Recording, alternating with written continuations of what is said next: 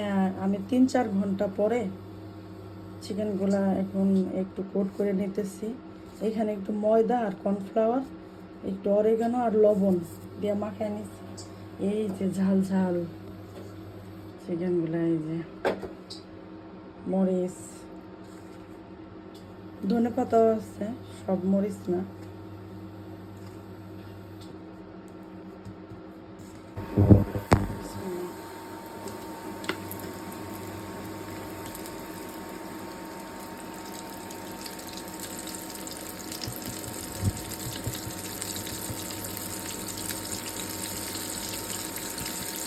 আরেকটা দেবো, 2 মেয়ের জন্য 2টা,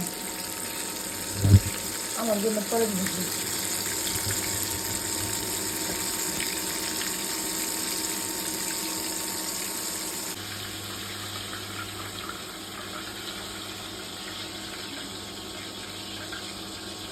আলহামদুলিল্লাহ চিকেন ফ্রাই হয়ে গেছে।